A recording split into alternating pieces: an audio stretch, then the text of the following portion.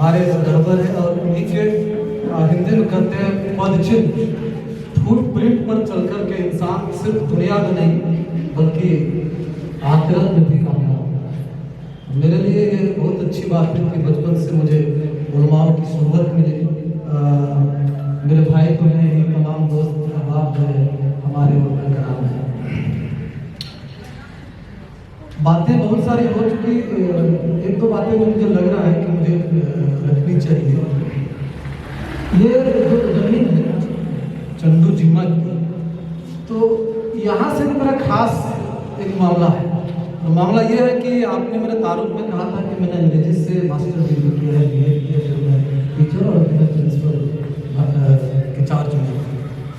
तो एक मामला ये हुआ कि मैं इस रास्ते से गुजर रहा था जो नवागढ़ जाती, आज से 15 साल पहले, और वहाँ पर मैंने एक बोर्ड देखा। मुझे याद नहीं, अगर वो साहब यहाँ होंगे तो उनका बहुत सब मुझे याद है। उसमें उस वक्त मैं ट्यूशन वगैरह पढ़ाया, तो उस बोर्ड में उनका नाम लिखा हुआ था, वो भी ट्यूशन सेंटर था। उनके नाम के आगे नीचे डिग्री लिखी हुई थी, मास्टर ऑफ इंग्लिश।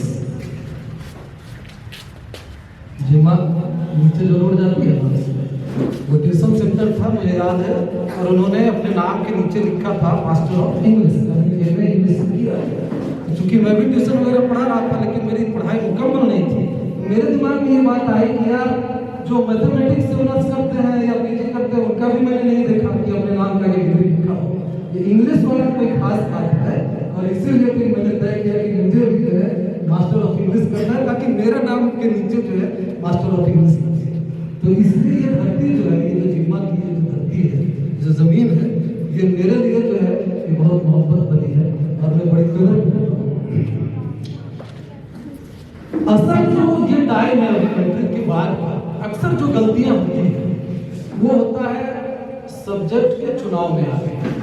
और यहाँ हम ये भी जाहिर करेंगे कि हमारे समाज में, खासतौर से मैं अगर मुस्लिम समुदाय की बात करूँ, तो हकीकत में मैट्रिक के बाद पढ़ाई शुरू होती है। और मुसलमान भाई लोग सोचते हैं कि मैट्रिक बाद पढ़ाई खत्म हो गया, बेटा है तो काम धंधा लगा दो, बेटी ने किया। गड़बड़ी यही शुरू हो जाती है। तमाम मैं कई सारे दर्जनों लड़कियों को जानता हूँ जिनमें बहुत काबिलियत थी, बहुत एबिलिटी थी। मैंने उनके माँ बाप को समझाया, इसको पढ़ने देते, अभी तो मैट्रिक लिखी है, धर पकड़ के साथ तैयार कर दिया। आज वो खुशहाल है और उनसे मैं अच्छा शादी ब्याह के खिलाफ नहीं हूँ, गलत इसका सेंस नहीं लगाया जाना चाहिए। मेरा मानना ये है कि सब्जेक्ट के चुनाव बहुत सावधानी से करना चाहिए। हम गार्जियन से ये बात जरूर कहेंगे कि बच्चों की रुचि का, उनका इंटरेस्ट किधर है, इसका ध्यान जरूर रखना चाहिए। अगर किसी बच्चे को मेडिकल लाइन में जाना है, अगर उसका दिमाग कर रहा है कि मुझे डॉक्टर बन के, नर्स बन के काम करने हैं, अब उसको अगर हम लिटरेचर की तरफ, साहित्य की तरफ लगाएंगे तो उसके साथ जुर्म होगा और वो पूरे मन से पढ़ाई नहीं कर पाएगा, नहीं कर पाएगा। तो बच्चों की रुचि को समझना ये निहायत जरूरी है कि बच्चा जाना किधर चाहता है। अजान भी मुझे बता दीजिए। तो उनकी रुचि को ध्यान में रख करके ही चुनाव किया जाना चाहिए, और इसमें यह भी देखना जरूरी है कि हम किस तरीके से उनको मेंटेन कर पाए।